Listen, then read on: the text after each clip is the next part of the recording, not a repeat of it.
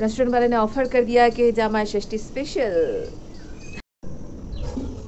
Hello दोस्तों, very good morning, hope you all guys are very fine, doing very well. आज बहुत special दिन है बंगाली लोगों के लिए और आज है जमाई षष्ठी। ये स्पेशली बंगाल में बहुत फेमस है और ये ज्येष्ठ मास की शुक्ला षष्ठी में मनाया जाता है ये फेस्टिवल। मतलब जो ज्येष्ठ मास होता है बंगाली का, उसका शुक्ला षष्ठी में मनाया जाता है ये फेस्टिवल। बने रहिए, ठीक है। और बाकी जो बातें होंगे वो वीडियो में कंटिन्यू रहेगा, ठीक है। और एक बताइए, और एक सॉरी और एक बात बताइए गर्मी कैसा लग रहा है? गर्मी में वीडियो नहीं बना पा रहे। यदि जिसका स्टूडियो है वो स्टूडियो में बना लेते हैं और बाहर में भी बहुत कोई क्रिएटर्स है वो बाहर में भी बना रहे हैं, लेकिन मुझसे नहीं हो रही है ये जी। अभी सुबह में देखिए ना, सुबह में अभी जितना भी हो सके कर रहे हैं, फिर 8-9 बज जाएगा, उसके बाद से लेके शाम तक तो आप कुछ नहीं कर पाएंगे। होप आप लोग समझ रहे होंगे और थैंक यू मुझे सपोर्ट करने के लिए। ऐसे ही सपोर्ट करते रहिए। चलिए, सुबह सुबह अभी फूल को तोड़ने की टाइम है, बाकी काम कर लेते हैं। तो आज है जमाई षष्ठी बंगाल का बहुत स्पेशल दिन है। आज का दिन हर कोई, मतलब हर कोई नहीं, बहुत सारे ऐसे हैं जो जाते नहीं हैं, समय नहीं मिलता है और भी बहुत किसी को तो मम्मी पापा बुलाते नहीं हैं, लेकिन सासू माँ के लिए ये बहुत ही स्पेशल दिन है। लड़की के जो माता पिता होते हैं उन लोगों के लिए बहुत ही स्पेशल दिन है। अपने दामाद को घर में इनविटेशन देते हैं, आते हैं, उसका पूजा करते हैं। जी हाँ, जो सासू माँ है वो पूजा करते हैं। फूलों को तोड़ते तोड़ते हम आपसे बातें कर लेते हैं। एक्चुअली जो रिचुअल है, कहावत है वो ऐसा था कि शादी के बाद जब तक लड़की को अपना औलाद मतलब लड़का पैदा ना हो जाए तब तक अपने मायके में आने का अनुमति नहीं दिया जाता है। तो उसी हिसाब से ये मम्मी पापा से कैसे मिले, इसीलिए ठीक किया कि ज्येष्ठ मास का जो शुक्ला पक्ष होगा उस दिन, षष्ठी के दिन दामाद को इनवाइट करेंगे। तो क्या होगा, उस दिन इनवाइट करेंगे तो आएगा ज़रूर ना। उसी जब आएंगे तब मिल भी जाएंगे अपने लड़की से, है ना। तो इसी बहाने मिल मिलाप हो जाता है अपनी बेटी से माँ बाप का। चलिए इसी बीच में बातें कर लेते हैं कि जो बातें बोल रही थी कि जैसे शादी के बाद जब तक लड़का पैदा ना हो, तब के ज़माने में भी ऐसे होता था, जब तक लड़का पैदा ना हो तब तक लड़की अपने मायके में नहीं आ सकती थी। तो इसीलिए क्या किया, जो मम्मी पापा है बनाया कि ठीक है, तो फिर ज्येष्ठ मास का जो शुक्ला तिथि होगा षष्ठी का, उसी दिन हम क्या करेंगे, एक पूजा रखेंगे दामाद के लिए। तो मतलब कोई भी इंसान, आप उसको थोड़ा बढ़ावा देंगे या फिर थोड़ा पूजा करेंगे उसके लिए, तो वो बहुत खुश हो जाते हैं ना। तो इसी बहाने क्या किया, अतिथि आप्यायन भी हो जाता है, अतिथि सत्कार भी हो जाता है और बेटी भी आ जाती है दामाद के साथ। तो ये था एक रीज़न। और एक दूसरा रीज़न क्या था मुझे याद नहीं आ रहा है, मैं बाद में बताऊँगी दूसरा रीज़न अगर देखा तो।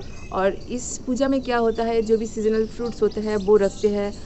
फिर सासू माँ व्रत रखती है, सासू माँ कुछ खाती नहीं है जब तक दामाद आके नहीं बैठेंगे, उसको पूजा करेंगे, उसका अतिथि सत्कार करेंगे, तो उसके बाद सासू माँ खाते हैं खाना। आजकल ज़माना बदल गया है, आजकल तो रेस्टोरेंट में ऑर्डर कर देते हैं, जिसके पास पैसा है वो रेस्टोरेंट में ऑर्डर कर देते हैं। क्योंकि देखिए जो समय है वो बहुत बदल चुका है, समय बहुत बदल चुका है। अभी किसी के पास टाइम नहीं है, दामाद के पास भी टाइम नहीं है और सासू माँ के पास भी टाइम नहीं है। और कोई भी अभी सासू माँ को भी उतना तकलीफ़ देना नहीं चाहते हैं कि क्योंकि वो भी इंसान है। इतने सारे खाना बनाएगी, फिर व्रत रखेगी, बीमार पड़ जाएगी ना। तो इसीलिए क्या किया, रेस्टोरेंट वाले ने फ़ायदा उठाया उसका फ़ायदा तो हर कोई किसी का उठाता है। बहुत आसान कर दिया है रिचुअल्स को, मेहनत को बहुत आसान कर दिया है। क्योंकि मैंने देखा है कि इंसान के लिए सब कुछ करना कितना दिक्कत होती है, कितना मेहनत की काम होती है। तो इसीलिए रेस्टोरेंट वाले ने ऑफ़र कर दिया कि जमाई षष्ठी स्पेशल जी, मेरा कोई जमाई षष्ठी नहीं है, मेरे मम्मी पापा बुलाते नहीं हैं, मेरे मम्मी पापा बिल्कुल नहीं बुलाते हैं, ना ही बुलाएंगे कभी। तो मैं खुद ही सुब्रतों के लिए, मेरे हस्बैंड के लिए जमाई षष्ठी करती हूँ, जितना हो सके उतना ही करती हूँ, जब जैसा रहता है वैसे ही करती हूँ। चलो थोड़ा ये भी कर लेते हैं। हाँ भगवान,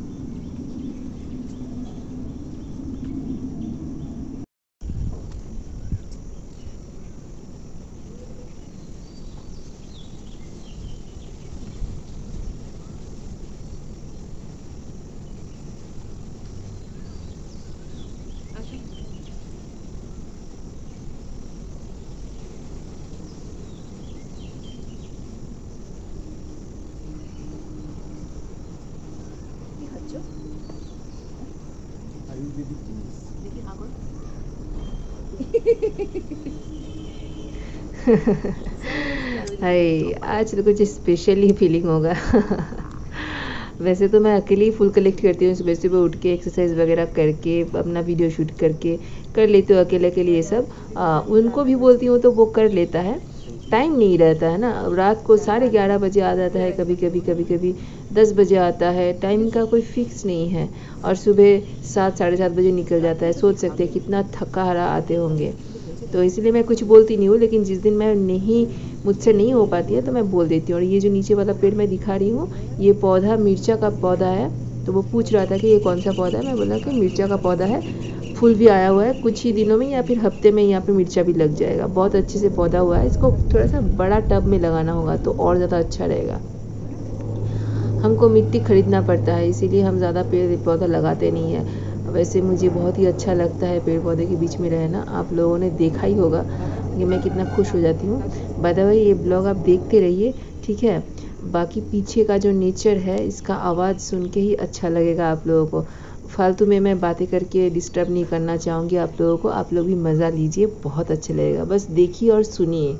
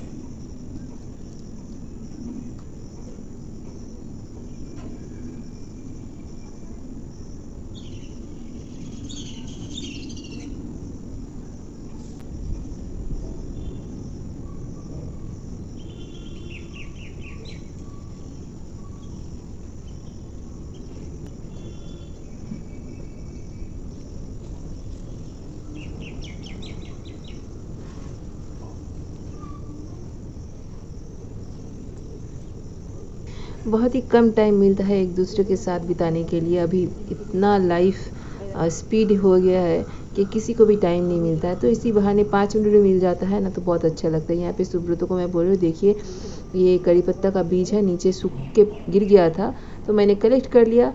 किसी को चाहिए होगा तो मैं दे दूँगी। और इन फ्यूचर कभी भी मुझे भी तो ज़रूरत पड़ सकती है। और अपने हाथों से फूलों को कलेक्ट करके पूजा देने में कितना अच्छा लगता है ना। तो चलिए, आज का ब्लॉग मैं यहीं पे ख़त्म करती हूँ। Till then, bye bye, love you all, जय जगन्नाथ, हर हर महादेव।